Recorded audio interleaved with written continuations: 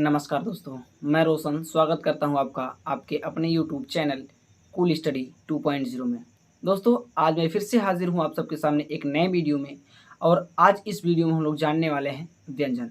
तो दोस्तों, व्यंजन को जानने से पहले हमें स्वर की आवश्यकता पड़ती है, वर्णमाला की आवश्यकता पड़ती है। वर्णमाला के ही दो भाग होते हैं, स्वर और व्यंजन। तो दोस्तों, इसके पहले हमने वर्णमाला के इस प्लेलिस्ट वीडियो में हमने स्वर को पहले पढ़ा दिया है। यदि आपने उस वीडियो को नहीं देखा है तो आपसे गुजारिश है कि आप उस वीडियो को देख लें, तब आप व्यंजन वाली वीडियो को देखेंगे तो आपको बेहतर समझ आएगा।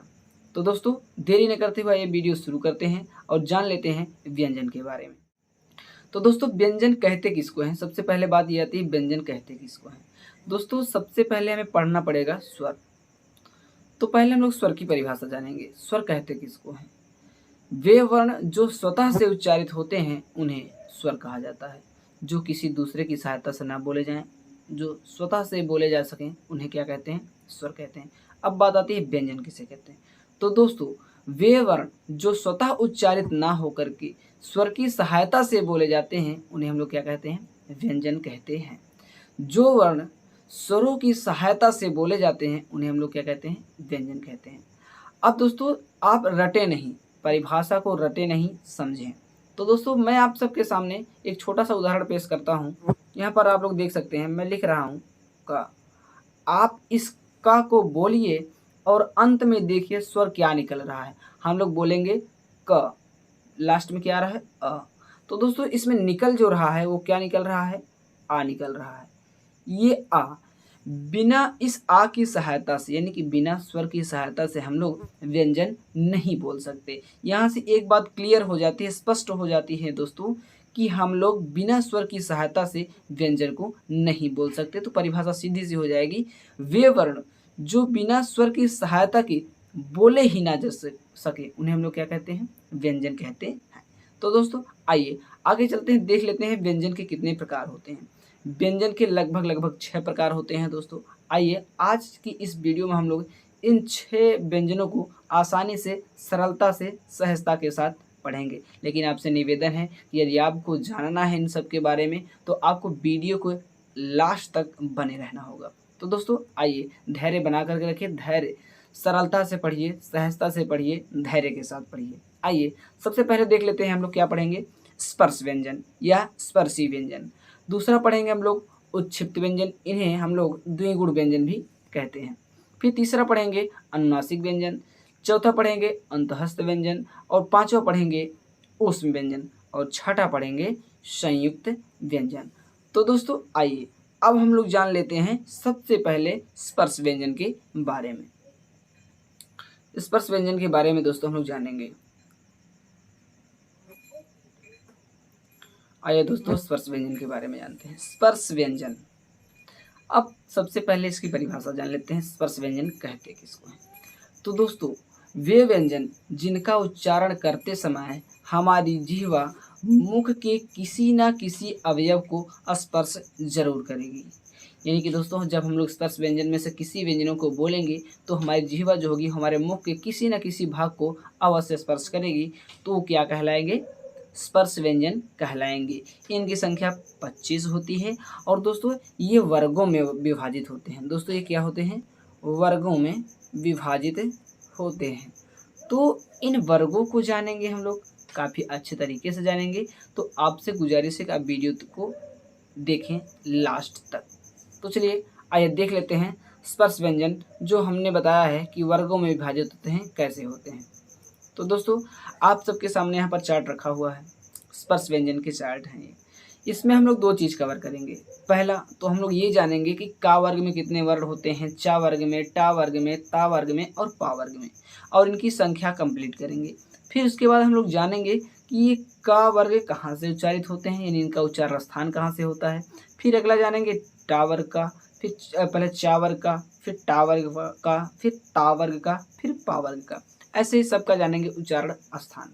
तो दोस्तों, आइए सबसे पहले शुरुआत करते हैं हम लोग का वर्ग से। सबसे पहले हम लोग शुरुआत करते हैं का वर्ग से। तो दोस्तों, आप लोग यहाँ से देख सकते हैं कि का वर्ग में कितने वर्ण हैं। का वर्ग में कुल मिलाकर के 5 वर्ण हैं। का, खा, ग, घ, अंगा, ये 5 वर्ण हैं। वैसे ही चा वर्ग में 5 वर्ण हैं, टा वर्ग में 5 वर्ण हैं, ता वर्ग में 5 वर्ण हैं और पा वर्ग में भी 5 वर्ण हैं। तो 5 पचम 25, 5 गुणे 5 करेंगे तो हम लोग देखेंगे कि निकल करके कितना आएगा 25। यानी यहाँ से एक बात स्पष्ट हो जाती है कि स्पर्श व्यंजनों की जो संख्या होती है वो 25 ही होती है। चलिए अब जान लेते हैं कि हम लोग का वर्ग का जो उच्चारण स्थान होगा वो कहाँ से होगा। तो दोस्तों यहाँ पर आप लोग देख पा रहे हैं कि आप लोग बोल करके देखें, प्रैक्टिकली देखें दोस्तों, कहने से कुछ नहीं होगा, आप प्रैक्टिकल करके देखें कि क, ख, ग, घ, अंगा, हमारी जिह्वा जो है वो हमारे कंठ, हमारी ये जो आवाज़ें निकल रही हैं कहाँ से निकल रही हैं, कंठ से निकल रही हैं। आप बोल करके देख सकते हैं। तो का वर्ग कहाँ से बोला जाएगा, कंठ से बोला जाएगा। एक बात स्पष्ट होती है। अगली चीज़ हम लोग देखेंगे चा वर्ग, हम लोग बोल करके देखेंगे चा, छ, ज, झ, इया। तो दोस्तों आप यहाँ पर देख पा रहे होंगे कि चा को बोलते समय हमारी जो जिह्वा है वो हमारे तालु को स्पर्श कर रही है, हमारी जिह्वा जो है हमारे तालु को स्पर्श कर रही है। इसका जाहिर सा मतलब हो जाता है, यहाँ मतलब स्पष्ट हो जाता है कि चा वर्ग कहाँ से बोले जाएंगे, तालु से बोले जाएंगे। अगला है टा वर्ग, ट, ठ, ड, ढ, अण। यानी दोस्तों हमारी जिह्वा जो हो रही है थोड़ी सी मुड़ जा रही है। देखें ट एक बार मुड़ेगी फिर सीधे सीधे हो जाएगी। तो ये कहाँ से बोले जा रहे हैं, मूर्धा से बोले जा रहे हैं। कहाँ से, मूर्धा से। तो टावर का जो उच्चारण स्थान होगा वो कहाँ से बोला जाएगा, मूर्धा से। अगला है ता वर्ग, ये ता वर्ग बोले कहाँ से जाते हैं, देखिए बोलिए ता, थ, द, ध, न। हमारा दोस्तों जो यहाँ पर आप लोग देख पा रहे होंगे कि ता वर्ग के जितने भी वर्ण हैं उनको बोलते समय हमें जिह्वा जो है वो हमारे दांत के पीछे वाले भाग को जरूर छू रही है, इसलिए कहाँ से बोले जाते हैं, दंत से बोले जाते हैं। अगला है पा वर्ग, ये पा वर्ग बहुत ही आसान होता है दोस्तों, पा, फा, बा, भा, मा। इस पा वर्ग के जितने भी वर्ण होंगे उनको बोलते समय हमारे होठों की आवश्यकता होगी। तो हमारे होठ जो होंगे वो दोनों होठों से चिपक करके जाएंगे। आप बिना चिपकाए हुए बोल ही नहीं सकते। इसका स्पष्ट मतलब हो जाता है कि पा वर्ग का जो उच्चारण स्थान होगा वो कहाँ से होगा, ओष्ठ से होगा। तो दोस्तों आशा करता हूँ कि आपको यहाँ तक वीडियो अच्छी लगी होगी, आपको यहाँ तक समझ आया होगा। यदि यहाँ तक आपको समझ आया हो तो इस वीडियो को लाइक कर दें। चलिए आगे चलते हैं। अब हम लोग देख लेते हैं आगे। दोस्तों अगला हमारे पास है उत्क्षिप्त व्यंजन। हम लोग स्पर्श व्यंजन या स्पर्शी व्यंजन पढ़ चुके हैं। अब हम लोग जानेंगे उत्क्षिप्त व्यंजन, इन्हें हम लोग द्विगुण व्यंजन भी कहते हैं। तो दोस्तों जिन व्यंजनों को बोलते समय जिह्वा का अग्रभाग एक झटके के साथ नीचे गिरता है उन्हें उत्क्षिप्त व्यंजन कहते हैं। जैसे कहेंगे ड, ढ। दोस्तों ये दो प्रकार के होते हैं। अभी आप लोग इसकी उपयोगिता जानेंगे। ये दो जगह उपयोग किए जाते हैं। पहले तो आप लोग देखे होंगे अपने वर्णमाला पहली पुस्तक की वर्णमाला में, ये दोस्तों ये जो बिंदी लगी हुई है नीचे, ये नहीं आप लोग देखे होंगे। तो इसीलिए इनको दो नाम रखा गया है, या तो उत्क्षिप्त व्यंजन या फिर द्विगुण व्यंजन। इनके पास दो गुण होते हैं, दो प्रकार से प्रयोग किए जाते हैं। जैसे अगर हम लोग प्रयोग करेंगे, अगर हम लोग एक चीज़ लिखते हैं डेयरी, क्या लिखते हैं, डेयरी, हम लोग लिखते हैं डेयरी। डेयरी लिखने में दोस्तों ये वाला डा प्रयोग हो रहा है। लेकिन जब हम लोग यही चीज़ लिखेंगे लड़की, लड़की, तो हमें नीचे क्या लगाना पड़ेगा दोस्तों, ये बिंदी लगानी पड़ेगी। इसलिए इनको हम लोग द्विगुण व्यंजन या उत्क्षिप्त व्यंजन कहते हैं। अगर आपसे पूछा जाए उत्क्षिप्त या फिर द्विगुण व्यंजनों की संख्या कितनी होती है, तो मित्रों कितनी होती है, वो होती है 2। सर कितनी होती है, सर 2 होती है। बस चलिए इसमें ज़्यादा कुछ नहीं था। आइए आगे चल के देख लेते हैं अगला है हम लोगों का टॉपिक दोस्तों। अगला जो है व्यंजन अनुनासिक व्यंजन या फिर नासिक व्यंजन कहलाते हैं। चलिए इसके बारे में जान लेते हैं। जिन व्यंजनों के उच्चारण में नाक से कम और मुख से अधिक सांस निकलती है, यानी कि जिन व्यंजनों के उच्चारण में नाक से कम और मुख से अधिक सांस निकलती है, नासिक के व्यंजन कहलाते हैं। प्रत्येक वर्ग का 5वां अक्षर, प्रत्येक वर्ग का जो पांचवा अक्षर होगा वो क्या कहलाएगा दोस्तों, वो कहलाएगा अनुनासिक या फिर नासिक व्यंजन। इसको हम लोग याद करने के लिए बोल सकते हैं अंगा इया अड़ा न मा, बोल सकते हैं अंगा ईणनम, अंगा ईणनम। तो दोस्तों अगर हम लोग देखें तो थोड़ा सा अगर कंपैरिजन करें हम लोग, तो दोस्तों आप लोग देख पा रहे होंगे कि ये जो पांचों वर्ग हैं, ये जो पांचों वर्ग हैं दोस्तों, इनमें का पांचवा, इनमें का ये जो पांचवा, जो पांचवा यहाँ का पांचों वर्ण जो हैं वो क्या हैं, अनुनासिक या फिर नासिक के व्यंजन हैं। हमने इसलिए वहाँ पर लिख दिया है कि प्रत्येक वर्ग का पांचवा अक्षर क्या होता है, अनुनासिक या फिर नासिक की होता है। आइए आगे चलते हैं। आगे चलते हुए देखते हैं, यदि आपसे पूछा जाए कि अनुनासिक या फिर नासिक के व्यंजनों की संख्या कितनी होती है, वो कितनी होती है दोस्तों, 5 होती है। क्या होती है, 5 होती है। चलिए आगे चलते हैं दोस्तों। अब हम लोग जान लेते हैं अंतःस्थ व्यंजन। जिन वर्णों का उच्चारण स्वरों और व्यंजनों के बीच होता है वो क्या कहलाते हैं, अंतःस्थ व्यंजन कहलाते हैं। इनकी संख्या जो होती है दोस्तों वो 4 होती है और वे होते हैं या, र, ला, व, या, र, ला और व। तो दोस्तों आपसे यहाँ पर पूछा जा सकता है, दोस्तों यहाँ पर दो बातें आती हैं, ये या और वा ये क्या होते हैं, अर्धस्वर होते हैं। रा जो होता है वो लुंठित होता है और ला जो होता है वो पार्श्विक व्यंजन में आते हैं। तो दोस्तों आशा करता हूँ कि अंतःस्थ व्यंजन तक आपको समझ आ गया होगा। चलिए आगे देख लेते हैं अगला। अगला है दोस्तों हम लोगों के पास ऊष्म व्यंजन। ऊष्म व्यंजन कहते किसको हैं, जिन व्यंजनों को बोलते समय मुख से गर्म वायु निकलती है उसे हम लोग क्या कहते हैं, ऊष्म व्यंजन कहते हैं। ऊष्मा, ऊष्मा का मतलब गर्मी। जिन व्यंजनों को बोलते समय हमारे मुख से गर्म वायु निकलती है उसे हम लोग क्या कहते हैं, ऊष्म व्यंजन कहते हैं। इनकी संख्या भी कितनी होती है दोस्तों, इनकी संख्या भी होती है 4। इनकी संख्या भी 4 होती है। ये होते हैं श, सा, श और हा। दोस्तों सा और हा, इनकी संख्या भी कितनी होती है, 4 होती है। आपसे पूछा जाए प्रश्न में उस व्यंजनों की संख्या कितनी होती है तो 4 होती है। आप परेशान ना हो, इन सभी का निचोड़ हमने वीडियो के लास्ट में लिख रखा है, आप वहाँ स्क्रीनशॉट ले सकते हैं या भी आप स्क्रीनशॉट ले सकते हैं इसकी परिभाषा का। चलिए आगे चलते हैं, देख लेते हैं अगला व्यंजन। अगला व्यंजन है इंटरेस्टिंग। ये क्या है, संयुक्त व्यंजन। जो व्यंजन 2 या 2 से अधिक व्यंजनों से मिलकर बने होते हैं वे क्या कहलाते हैं, संयुक्त व्यंजन कहलाते हैं। संयुक्त व्यंजन का पहला व्यंजन हमेशा स्वर रहित होता है। संयुक्त व्यंजन जो 2 से अधिक व्यंजनों से मिलकर के बने होते हैं उसका जो पहला व्यंजन होगा वो क्या होगा, स्वर रहित होगा। जैसे अगर हम लोग लिखते हैं खा, का लिखते हैं तो का से हम लोग स्वर को निकाल लेंगे, यानी क्या होगा, का जो होगा वो स्वर रहित होगा, इसमें स्वर नहीं होगा।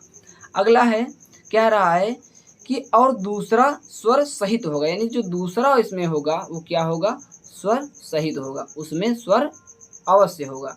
जैसे अगर हम लोग लिखेंगे सा तो इसमें हम लोग हलंत नहीं लगाएंगे, इसमें हम लोग हलंत नहीं लगाएंगे, स्वर को नहीं निकालेंगे, हम लोग स्वर को रखना है। इसलिए हमारी परिभाषा कह रही है कि जो व्यंजन 2 या 2 से अधिक व्यंजनों से मिलकर के बने होते हैं उन्हें हम लोग क्या कहते हैं, संयुक्त व्यंजन कहते हैं। संयुक्त व्यंजन का जो पहला व्यंजन होगा वो हमेशा स्वर रहित होगा और दूसरा जो होगा स्वर सहित होगा। तो दोस्तों आप लोग देख सकते हैं यहाँ पर संयुक्त व्यंजनों की संख्या कितनी होती है। संयुक्त व्यंजनों की जो संख्या होती है मित्रों वो होती है 4। हम लोग पहले चलेंगे छ, फिर त्र, फिर ज्ञ, फिर श्र। दोस्तों ये का जो होता है, ये जो छ होता है ये 2 वर्णों से मिलकर के बना होता है। आपसे प्रश्न में पूछा जा सकता है कि छ किन 2 वर्णों से मिलकर के बना है, तो दोस्तों देख सकते हैं आप यहाँ पर छ जो है वो का और मूर्धन्य सा से मिलकर के बना है। दोस्तों का और मूर्धन्य सा से मिलकर के बना है। अगला है कि आपसे पूछा जा सकता है कि त्र, ये त्र जो है वो किन 2 वर्णों से मिलकर के बना हुआ है। तो त्रा भी आप लोग देख सकते हैं ता और रा से मिलकर बना है। उसके बाद है ज्ञा, ये ज्ञा किन दो वर्णों से मिलकर बना है, जा और इया से। अगला है ये स्रा किन दो वर्णों से मिलकर बना है, तो किससे, ताला बिशा और रा से मिलकर के बना हुआ है। आप दोस्तों इसका स्क्रीनशॉट भी ले सकते हैं, आपको आसानी होगी। तो दोस्तों चलिए अब चलते हैं वीडियो के आगे। दोस्तों एक बात आती है यहाँ पर प्राणत्व के आधार पर, प्राणत्व के आधार पर स्वर व्यंजन, प्राणत्व के आधार पर व्यंजन। तो दोस्तों अल्प प्राण व्यंजन, अल्प प्राण यानी कि जिन व्यंजनों को बोलते समय, जिन व्यंजनों को बोलते समय हमारी वायु जो है, प्राण वायु जो है वो बहुत कम निकलती है, उसको हम लोग क्या कहेंगे, अल्प प्राण व्यंजन कहते हैं। और महाप्राण, जिन व्यंजनों को बोलते समय हमारे श्वास यानी हमारी प्राणवायु अधिक निकलती हो, उसे हम लोग क्या कह सकते हैं, महाप्राण व्यंजन कह सकते हैं। यहाँ पर दोस्तों आप लोग एक बात नोट करिएगा कि प्रत्येक वर्ग का पहला, तीसरा और पांचवा, पहला, तीसरा और पांचवा, पहला, तीसरा और पांचवा, यानी ये और ये, सॉरी दोस्तों, पहला, तीसरा, पांचवा, पहला हो जाएगा, फिर ये तीसरा हो जाएगा और ये पांचवा हो जाएगा। ये पहला, तीसरा और पांचवा क्या होंगे, अल्प प्राण होंगे। आप बोल कर देख सकते हैं, क ख ज़्यादा निकल रही है, ग कम निकल रही है, घ ज़्यादा निकल रही है, अंग कम निकल रही है। यानी कि पहला, तीसरा और पांचवा वर्ण जो होगा वो क्या होगा, अल्प प्राण होगा। आगे देख लेते हैं हम लोग कि महाप्राण व्यंजन, महाप्राण व्यंजन किसे कहते हैं। दोस्तों प्रत्येक वर्ग का दूसरा और चौथा, प्रत्येक वर्ग का दूसरा और चौथा, ये दूसरा और ये चौथा, ये दोनों क्या होंगे, महाप्राण व्यंजन होंगे। यानी इनको बोलते समय हमारी प्राणवायु जो है वो ज़्यादा निकलेगी। जैसे हम लोग कहेंगे ख ज़्यादा निकल रही है, फिर बोलेंगे घ ज़्यादा निकल रही है ना। दोस्तों आशा करता हूँ आपको यहाँ तक के समझ आ गया होगा। यदि आपको यहाँ तक वीडियो अच्छी लगी हो, समझ आया हो, तो आप हमारे इस चैनल को सब्सक्राइब कर लें, अपने दोस्तों के साथ शेयर कर दें। दोस्तों सब्सक्राइब जो है वो मुफ्त है, कोई पैसा नहीं लगता है, कृपया कर आप हमारे इस चैनल को सब्सक्राइब कर लें। चलिए आगे चलते हैं, आगे देख लेते हैं वीडियो में। दोस्तों आइए आगे है घोषत्व के आधार पर व्यंजन, घोषत्व के आधार पर व्यंजन। घोषत्व के आधार पर भी व्यंजन होते हैं दोस्तों। वो पहला होता है आघोष, दूसरा होता है साघोष या फिर घोष। दोस्तों अब हम लोग बात आती है यहाँ पर याद करने की बात, याद करने की बात। तो दोस्तों आसानी से याद कर सकते हैं। जैसे इसके पहले हमने दिखाया आपको कि अल्प प्राण व्यंजन के लिए हम लोग क्या याद कर सकते हैं, अल्प प्राण व्यंजन के लिए हम लोग याद कर सकते हैं 135, यानी कि पहला, तीसरा, पांचवा। और महाप्राण व्यंजन के लिए हम लोग क्या याद कर सकते हैं, 24 याद कर सकते हैं, आसानी से याद हो सकता है। दूसरा और चौथा महाप्राण होंगे, पहला, तीसरा, पांचवा अल्प प्राण होंगे। चलिए आगे चलते हैं। उसी प्रकार अब हम लोग देख लेते हैं घोषत्व के आधार पर। घोषत्व के आधार पर व्यंजन दो होते हैं, आघोष, साघोष या फिर घोष। दोस्तों इसी साघोष को घोष भी कहते हैं। दोस्तों अब आप लोग यहाँ पर देख पा रहे होंगे कि आघोष व्यंजन वो पहला और दूसरा, जो पहला और दूसरा होगा वो क्या होगा, आघोष व्यंजन होगा। प्रत्येक वर्ग का पहला और दूसरा, प्रत्येक वर्ग का पहला और दूसरा क्या होगा, आघोष होगा। और प्रत्येक वर्ग का तीसरा, चौथा, पांचवा, प्रत्येक वर्ग का तीसरा, चौथा और पांचवा, तीसरा, चौथा, पांचवा, यानी 345 ये क्या होंगे, साघोष होंगे। आपसे पूछा जाता है प्रश्न में कि आघोष व्यंजन कौन कौन से होते हैं, प्रत्येक वर्ग का 12 याद कर लीजिए, पहला, दूसरा।